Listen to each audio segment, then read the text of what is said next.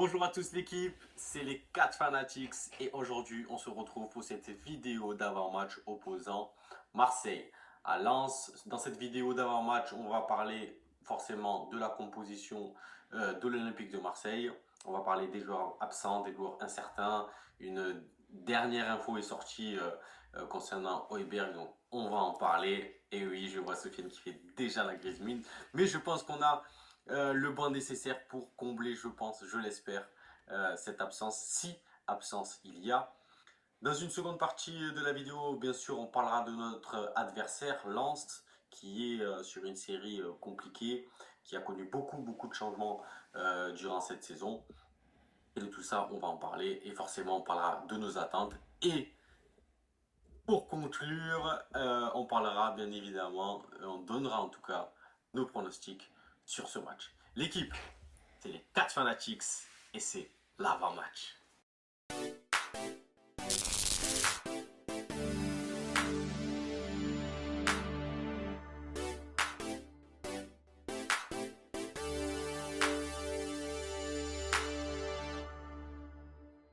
Bonjour à tous, l'équipe, on se retrouve du coup pour cette vidéo d'avant-match opposant Marseille à Lens. On va commencer tout de suite dans le vif du sujet par la composition de l'Olympique de Marseille.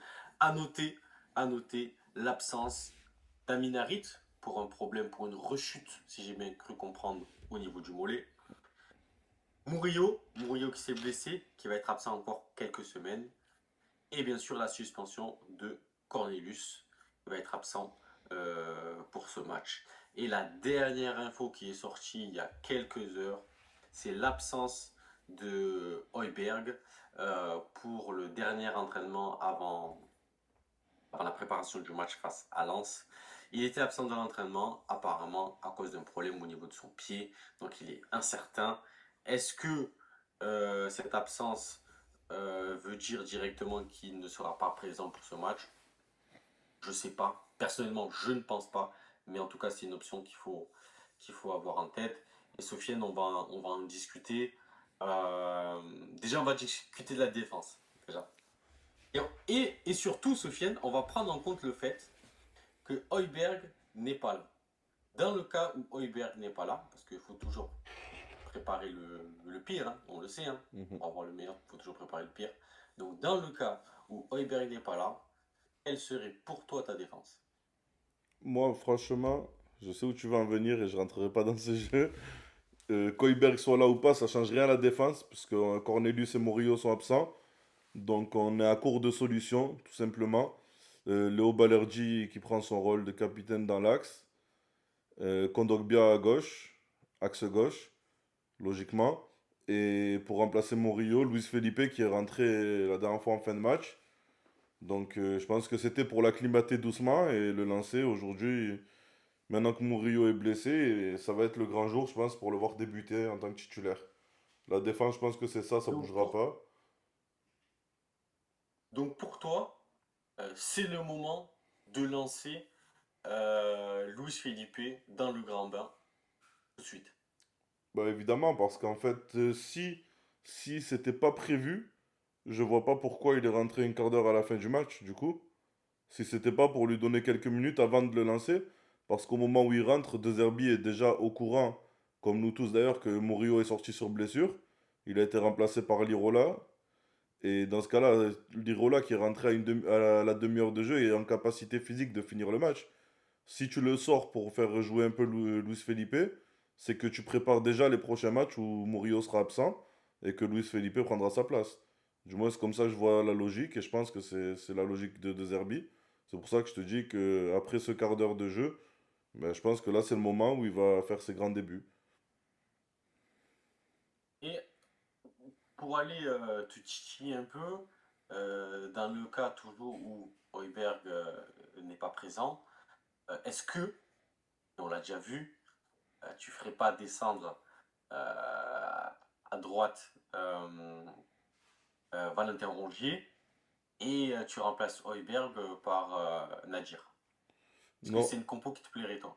non, parce que je préfère avoir Luis Felipe qui est un défenseur central de métier que de faire jouer Rongier à un poste qui n'est pas le sien. Et d'autant plus que Rongier a fait une bonne entrée la dernière fois. Donc si Højbjerg est blessé, c'est le moment de le récompenser et de le faire débuter à côté de Benacer. Donc voilà, on en revient à celle-là. Balerdi au milieu, à gauche Kondogbia, à droite Luis Felipe. Petit débat, Merlin, Didic. Je pense que dans la tête de Zerbi, Merlin reste quand même le titulaire. Et Dejic rentre pour dynamiter et mettre un peu le feu en fin de match. Je pense que ça va être encore ça pour ce week-end du moins. Donc ouais, non Merlin, Luis Enrique sur les côtés, Benacer, Rongier dans l'axe, et après le trio devant, hein, Greenwood, Rabiot, Guiri, ça bouge pas.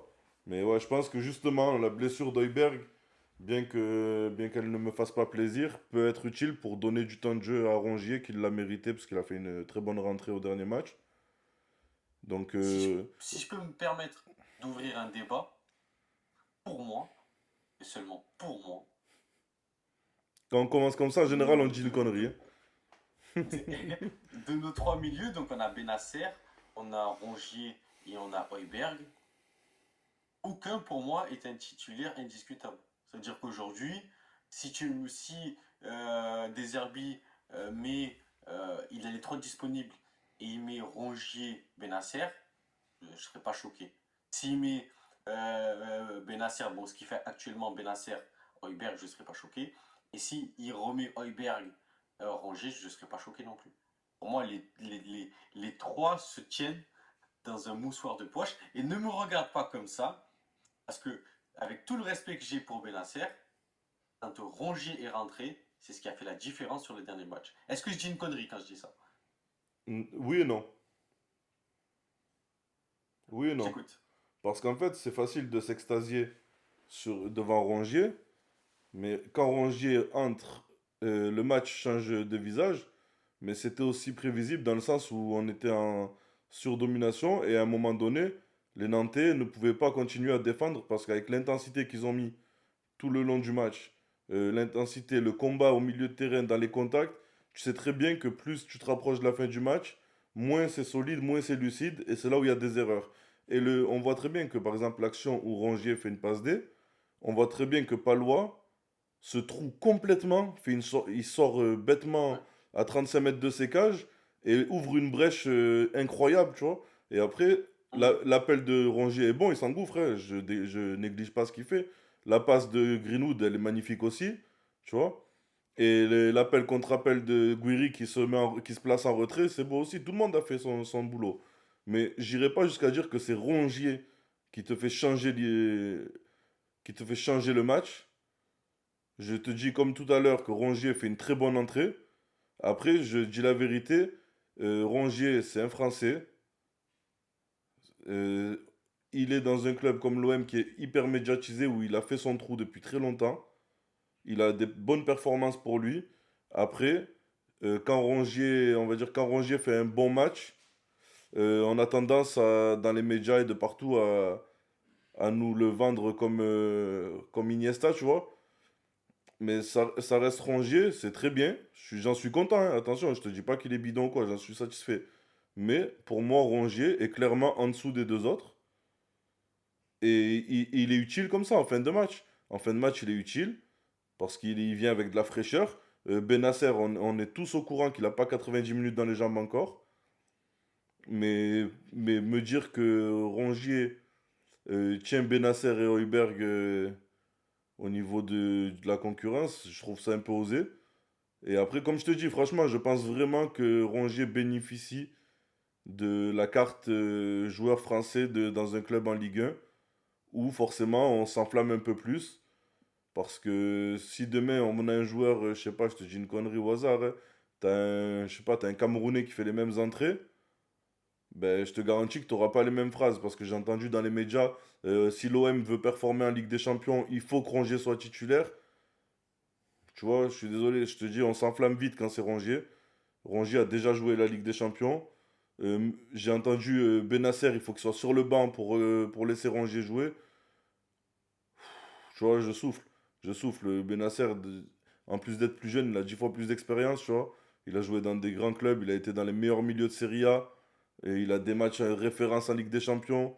Il a joué, je crois que quand il se blesse, c'est la demi-finale de Ligue des Champions.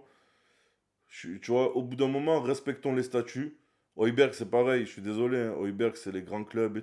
Tu vois, et Rongier, c'est pas les grands clubs. Il faut dire la réalité. Rongier, c'est un très bon joueur de Ligue 1, mais tu vois, on s'enflamme vite.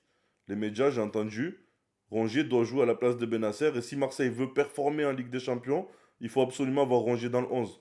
Les gars, tu vois.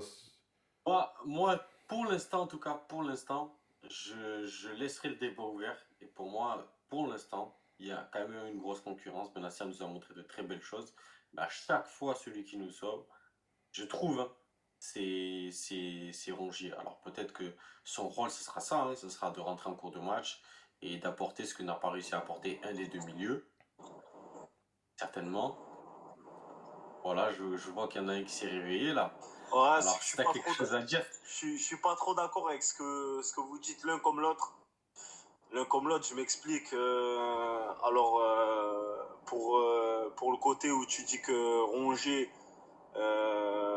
Rongier, Holberg et Benacer, ça se joue enfin, dans un mouchoir de poche. Je suis pas d'accord. Je suis pas d'accord. Après, je pense que cette vision-là, parce que le dernier match, Benacer, il n'était pas dans un grand jour, on va dire. On l'a remarqué, c'était pas son meilleur match. Oui, Valentin Rongier a fait une très très bonne entrée. Maintenant, comme le décrit Sofiane, je pense pas non plus qu'il y ait un écart de malade. Donc c'est assez mitigé pour moi, hein, dans le sens où il y a un écart, il faut le savoir, il faut en être conscient. Mais c'est pas, voilà, c'est pas, il est pas largué non plus. Et comment dire, et pour moi, voilà, pour défendre un peu Valentin Rongier. Alors, déjà, dans la passe D qu'il fait à Guiri face à Nantes, on voit que ça respire pas la confiance, parce que le gardien, il s'est jeté. Et quelque part, j'ai le sentiment qu'il se débarrasse du ballon quand il fait la passe, limite. On a eu l'impression qu'il a un peu tremblé, mais il fait quelque chose de bon, donc voilà, ça sauve un peu le truc. Et après, ben, non, il faut quand même mettre un point d'honneur sur ce que Valou nous a apporté et ce qu'il est capable de nous apporter.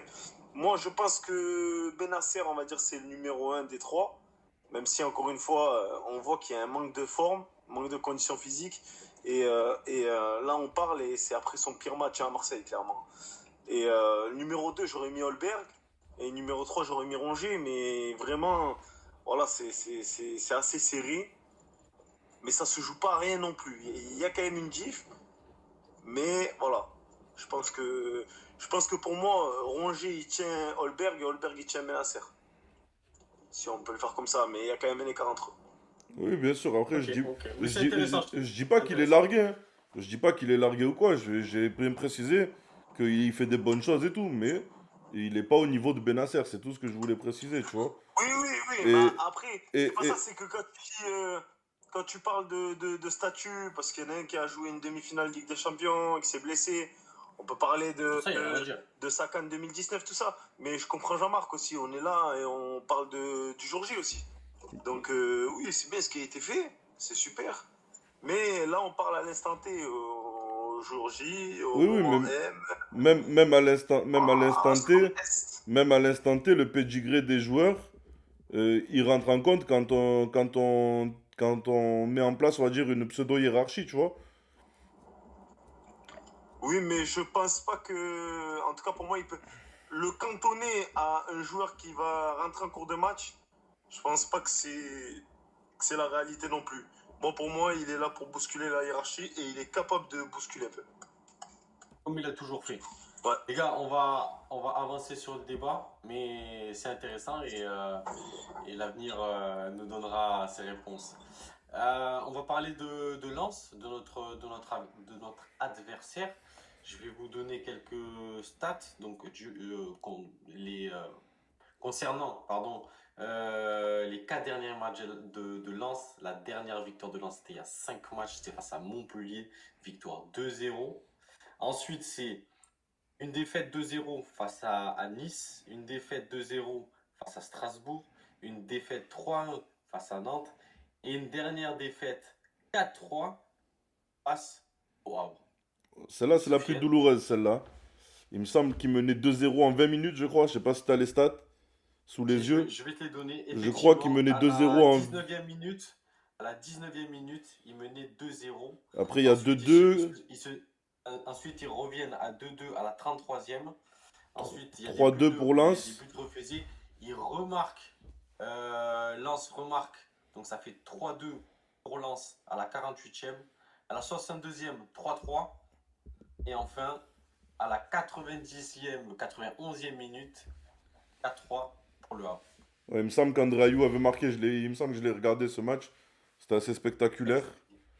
Ouais, Et je crois qu'il passe derrière sur un penalty à la 91e, non? c'est ça, Ouais, exactement. ouais, j'avais vu. Exactement. Celle-là, elle fait mal, celle-là, parce que justement, ils étaient sur 3 défaites d'affilée. Donc, contre des clubs. Bon, Nice, un bon club, à Nice. Perdre contre C'est Strasbourg, en ça se forme. fait. Nantes, ça joue un peu le maintien, mais tu perds quand même 3-1. Tu te retrouves après à recevoir chez toi le Havre. Au bout de 2-0, tu mènes 20 minutes. Tu penses que ça va bien se Ok. passer. Et tu te retrouves à te faire renverser par le Havre. Celle-là, je pense qu'elle a fait mal dans la tête. Au niveau des. En plus, franchement, après tout ça, l'enchaînement de suspensions, de blessures, il est incroyable. Je crois qu'ils ont peut-être 3 ou 4 suspendus. Ah oui, la liste elle est longue, hein. Et La liste elle est longue. ils ont des blessures. Et je crois qu'en plus, j'ai vu que Will Steele a dit qu'apparemment, ces deux gardiens étaient blessés. Il y avait Hervé Kofi, je crois, qui était quasi sûr d'être blessé. Et même Matt Ryan, du coup, celui qui jouait ces derniers temps, apparemment lui aussi il est incertain pour le match. Donc les deux gardiens sont pas là. T'as Fulgini qui est suspendu. T'as qui Medina, Enzola qui sont suspendus aussi. Satriano qui est Thomasson, blessé. absent. Thomasson aussi il est suspendu. Voilà, ouais. Donc ça fait quand même Thomasson suspendu. pas mal de Ça fait suspendus. Donc beaucoup d'absents, mais vraiment, vraiment, vraiment beaucoup. Donc je vais te poser la question tout de suite. Malheureusement, on connaît l'OM spécialiste de ce genre de match pour relancer des équipes qui sont au fond du trou. Mais est-ce que pour toi, ça va être un match facile ou, on risque de se voir trop beau? Moi, j'ai entendu la conférence de presse du coach Roberto De Zerbi qui avait un air vachement sérieux, vachement concentré. Et je crois il a transmis tout au long de la semaine à ses joueurs. Voilà, ce match-là, il est super important. Il parle de grands clubs, il parle de détermination. Il dit que rien n'a encore été fait et que justement, ce match doit euh, nous rapprocher encore plus de l'objectif de la Ligue des Champions pour la saison prochaine. Donc voilà, j'espère que les joueurs ont bien reçu le message 5 sur 5. Mais voilà, moi j'ai quand même cette inquiétude-là de me dire, voilà, est-ce que l'OM va pas retomber encore dans ses travers? Et surtout, il va aller plus loin. Il va aller plus loin. Et là, je vais prendre de l'avance sur le dernier thème, qui est le pronostic. C'est que dès la première mi-temps, je veux des buts de l'Olympique de Marseille. Dès la première mi-temps au Vélodrome. moi, du coup, ce que j'en pense, c'est que non, je pense pas que les joueurs vont se voir trop beaux. Je pense qu'on a un groupe qui est mature et qui a l'expérience de s'être déjà vu trop beau cette année et d'avoir pris une déculottée. Le club en question, l'adversaire, il arrive avec énormément de soucis à gérer. Ils sont en pleine crise. Franchement, je pense que cet OM-là n'est plus l'OM qui relance tout le monde, on va dire. On a vu qu'on a affronté des équipes qui étaient dans des passes de moins bien. Et à part Auxerre, à qui on a donné 6 points cette année, à part Auxerre, les équipes qui étaient en phase moins bien, quand on les a reçues, en général, on leur a mis la tête sous l'eau. Surtout depuis le retour 2025, là, depuis la reprise. Quand D'accord. on a reçu le Havre ou saint c'est des clubs qui étaient en train de se bagarrer, de galérer. On leur en a mis comme au boule, comme tu aimes bien le dire. Donc, je pense vraiment que là, c'est le moment, sachant que, on va dire que notre poursuivant le plus proche, c'est Nice, et ils reçoivent dimanche soir Lyon. Donc, c'est peut-être l'occasion pour eux de laisser des points. Et c'est pour ça que c'est l'occasion pour nous de ne surtout pas en laisser. Parce que si Nice venait à faire un match nul ou à perdre, c'est en gagnant demain soir que tu prends l'écart qu'il te faut et qui va être nécessaire pour cette dernière ligne droite, on va dire. Donc non, le match est crucial, on va dire. L'adversaire est dans une crise et c'est le moment de montrer que quand tu viens avec des doutes au Vélodrome, tu repars avec une valise. 100%. Je suis 100% d'accord avec toi et c'est ce que je veux voir sur ce match-là, mais dès la première mi-temps. Je veux pas retomber dans nos travers. Oui, en deuxième mi-temps, on commence à accélérer et puis au bout du match, on arrive à mettre des buts. Non, je veux que d'entrée dès la première mi-temps, ce soit terminé, que ce soit plié. C'est ce qu'on doit voir, oui, bien sûr, c'est ce qu'on doit voir. C'est ce qu'on doit voir dans le sens où, comme vous l'avez dit, bon, c'est la crise à Lens. Pour moi, les dirigeants, ils ont abandonné leurs supporters, leurs coachs aussi, parce qu'ils ont ramené ce que j'appelle moi un bon coach, Will Steele. Ils l'ont ramené pour au final se faire dépouiller ou on n'a même pas compris la stratégie. On a l'impression que c'était la forfouille et tout le monde qui était à vendre, tout le monde qui était à brader. Donc ils ont perdu des joueurs sans même se renforcer. Donc oui, clairement, honnêtement, quand tu vois que c'est une équipe qui a pris un 3-1 face à Nantes, qui prend les 4-3 face au Havre, non, honnêtement, euh, alors on va pas je vais pas me mettre un score parce que c'est pas encore le pronostic, mais honnêtement, tu dois, même si il y a Allons-y, allons-y, c'est le moment. Allons-y, je t'écoute. c'est le moment. C'est le moment, c'est l'instant. Moi, je dirais 4-1, 4-1 parce qu'on en prend toujours, 4-1.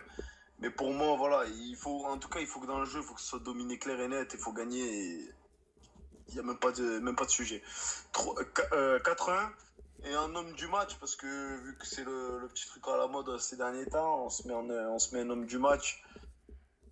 Je vais mettre Gouiri. Sofiane, je t'écoute. Ton Alors, pronostic et ton homme du match. du coup, en homme du match, je vais mettre, je vais mettre Greenwood. C'est le moment qui se réveille un peu. C'est le moment c'est le moment de Moi, je me répondre. dis que la pique qu'il a reçue de la part du coach, voilà, Je pense que c'est le je suis tout à moment. fait d'accord avec toi. Je pense que c'est le moment de répondre. Et au niveau du score, je partirai sur 3-0. Ok. Pour moi, comme vous avez pu le voir, la team, je voyais aussi Greenwood, justement par rapport à cette pique-là. Gouiri aussi, je pense qu'il va faire un bon match, mais je verrais bien un bon retour de Luis Enrique en forme là. Allez, je vais miser sur Luis Enrique que j'ai beaucoup décrié, mais voilà, je compte sur lui, j'espère qu'il va me le rendre. Et comme l'a dit Sofiane, pour moi, des équipes comme ça, faut en mettre comme au boule. Et pour ça, moi, je mise sur une Manita, donc 5-0. 5-0 pour moi, ça doit être le tarif. Donc 3-0 à la mi-temps. Voilà, 3-0 à la mi-temps, c'est le tarif contre des équipes comme ça. Avec Sofiane, on en a beaucoup parlé. On a eu l'agréable surprise. Surprise, non, mais l'agréable privilège de le voir au stade face à Saint-Etienne. Voilà, ça doit être le tarif. On ne doit pas discuter face à ce genre d'équipe sans leur manquer de respect. Et comme le dit très souvent mon cher et tendre ami Yacine, le meilleur moyen de respecter son adversaire, c'est de lui mettre une branlée. Exactement. Et voilà. Exactement. Et nous, on respecte tous nos adversaires. Ah Voilà. oui. donc, Pied au donc plancher. voilà la. Hein? Pied au plancher. Pied au plancher. Votre gauche appelle de phare. Venez sur la 7, vous allez comprendre. Voilà. Tout ça, voilà, l'équipe. Je pense qu'on a tout dit sur ce match. On attend une victoire impérative et avec la manière. Voilà, ça c'est clair et net. On attendra de voir peut-être la surprise qu'on va avoir au moment de la sortie des compositions. Mais je pense qu'on n'est pas loin de la vérité. Et l'équipe, bien évidemment, on vous fera une vidéo de débriefing d'après-match. Et pensez, comme d'habitude, à liker, à partager, à commenter et à vous abonner à nos différents réseaux sociaux. Et notamment la chaîne des 4 Fanatics qui progresse petit à petit, jour après jour. on a de plus en plus d'abonnés, on a de plus en plus de vues. Et pour ça, on tenait vraiment à vous remercier. N'hésitez pas à nous faire des retours si vous voulez, si vous avez des choses à nous dire, des commentaires à faire. Nous, on est toujours dans cette volonté d'améliorer notre contenu. Donc l'équipe, nous, on compte sur vous. Et merci pour le soutien, merci pour les vues, merci pour tout. L'équipe, c'était les 4 Fanatics et on vous dit à bientôt.